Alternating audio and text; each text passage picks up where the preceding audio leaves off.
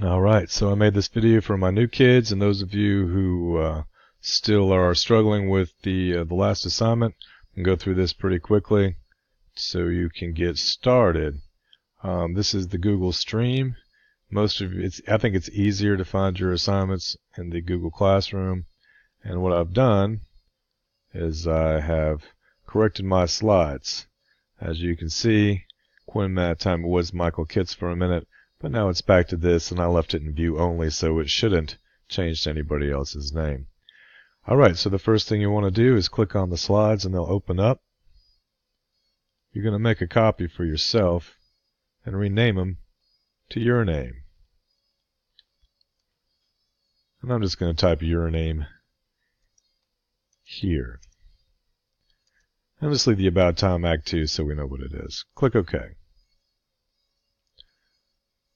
These are your slides. You can edit them, you can save them. They automatically save into your Google Drive, so if you're ever confused about where to find them, start looking in your recent files in Google Drive, and you shouldn't have any trouble.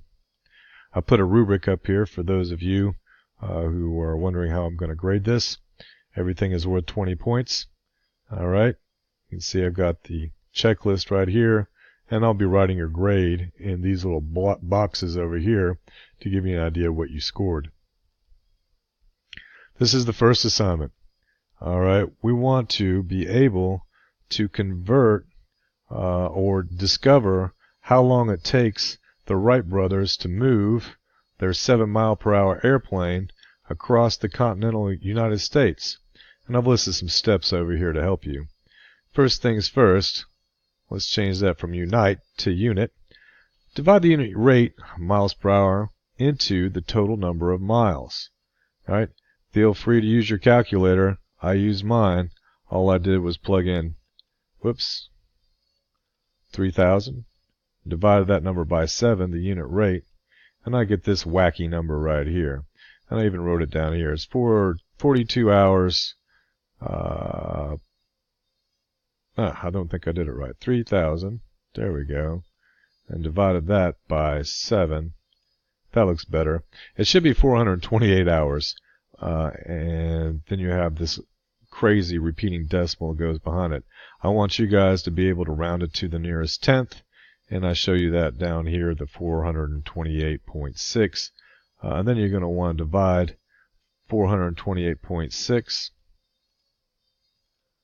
by 24 so that you can give me that number in days. And as you can see, it's 17.853. And once you've done that, I want you to round that number to the nearest tenth. And hopefully that will help you. Alright, after that, we're going to also make sure that you convert your days or your hours into days for me if they're huge like that one just was. Right? We're going to say this one is 17.9 hours. And so your answer down here, and what you'll use is a text box. And you can just write down here 17.9 days. And sometimes you can make it a little bit bigger so it's not so squinchy. That's perfect. And then you're going to do that for all of these right here, pulling information off of these timelines, and of course following the same procedure right there. That's worth 20 points.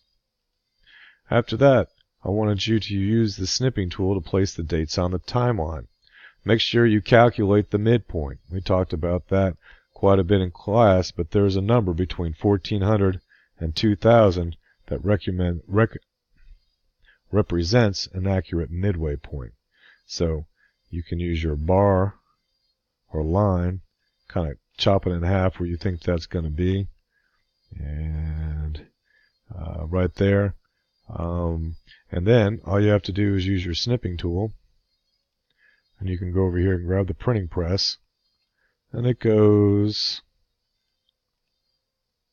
right about here, and you can just move it to that point, draw me another line attaching it, and you're good.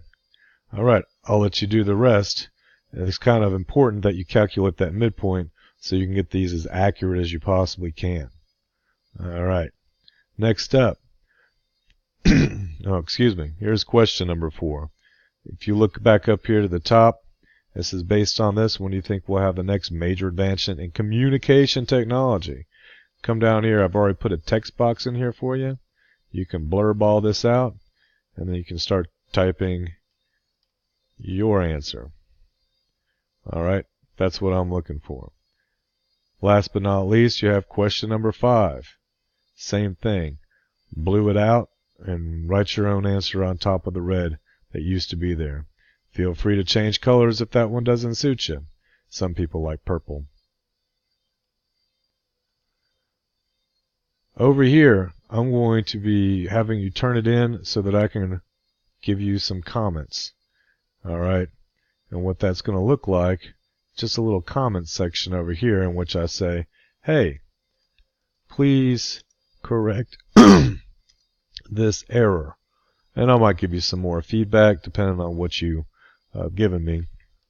And you'll come back, hopefully after you've turned it in the first time, and you will turn it in to me so I can give you some feedback and let you know what's going on with all of that. So, now that we've got it all nice and saved up, I've got it saved with your name here. I'm going to turn it in to my Google Classroom. I'm going to go back up here, and we're looking at About Time, Act 2, Resubmit. If you're new, just go ahead and put it in up here, and I'll make sure that I'll give you another opportunity to fix your mistakes. If you're doing this for the first time, same thing. And if you're turning it in the second time, that's when I'll go ahead and score it.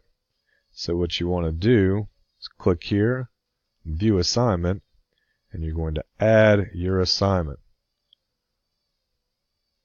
Your name, add, turn it in, and you're done.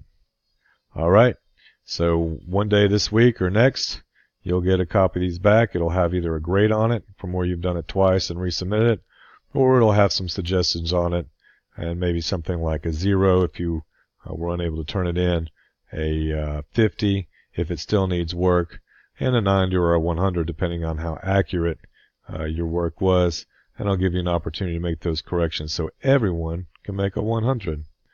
All right, guys, let's get to it.